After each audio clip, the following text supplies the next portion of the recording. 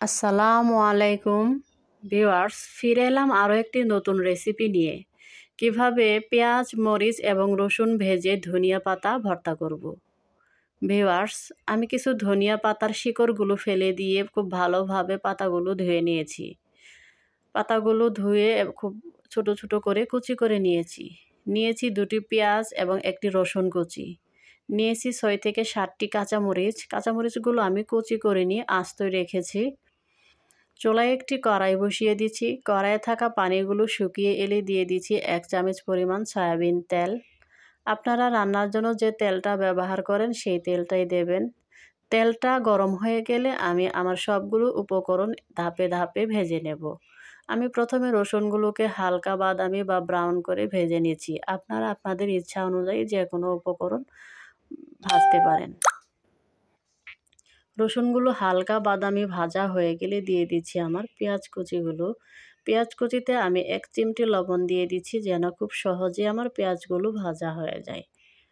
পেঁয়াজগুলো ভাজা হয়ে গেলে আমি আমার কাঁচামরিচগুলো ভেজে নেব। ভিউয়ার্স, কাঁচামরিচ ভাজার সময় অবশ্যই একটু চাপ দিয়ে ভেজে নেবেন যেন ভেতর থেকে কাঁচামরিচটা সিদ্ধ হয়ে আসে। পেঁয়াজ কুচিগুলো ভাজা হয়ে গেছে।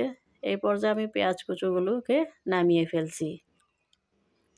ভিউয়ার্স, মরিচ ভাজার সময় অবশ্যই চুলার আঁচটা একটু মিডিয়াম থাকবে। মরিচগুলো দেখুন আমি কেমন চাপ দিয়ে ভেজে নিচ্ছি। কাঁচামরিচগুলো ভাজা হয়ে গেলে আপনারা চাইলে কাঁচামরিচের সাথে শুকনো মরিচ অথবা শুধু শুকনো মরিচ ভেজেও ভর্তাটা করতে পারেন। এখন আমি ধনিয়া পাতাগুলোকে ভেজে নেব। দিয়ে দিচ্ছি 1 চিমটি পরিমাণ লবণ। লবণ মরিচটা আপনারা আপনাদের স্বাদ অনুযায়ী ব্যবহার করবেন। যেহেতু আমি ধনিয়া পাতা অ্যাড করলাম সেহেতু চুলার আঁচটা একটু বাড়িয়ে দিলাম যেন আমার ধনিয়া পাতার কালারটা সবুজই থাকে। ভিউয়ার্স, যে কোনো শাক রান্না করার সময় বা ভাজি করার সময় চুলার আঁচটা একটু বাড়িয়ে দিলে শাকের কালারটা সুন্দর থাকে।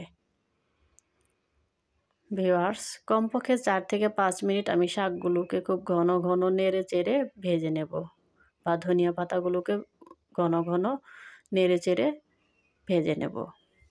ভিউয়ার্স, দেখুন আমার ধনিয়া পাতাগুলো প্রায় ভাজা হয়ে গেছে। আপনারা চাইলে একটু তেল অ্যাড করে ধনিয়া পাতাগুলোকে ভাজতে পারেন। ধনিয়া পাতাগুলো ভাজা হয়ে গেছে। আমি সবগুলো উপকরণ এবার আমার শিলপাটায় পিষে আমি ব্লেন্ড করে নিচ্ছি। আপনারা চাইলে ব্লেন্ডার মেশিন দিয়েও ব্লেন্ড করতে পারেন।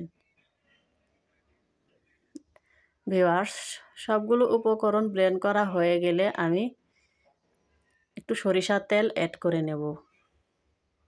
দেখুন আমি কিভাবে একে একে সবগুলো উপকরণ ব্লেন্ড করে নিচ্ছি। আপনারা আপনাদের ইচ্ছা অনুযায়ী যে কোনো উপকরণ ব্লেন্ড করতে পারেন।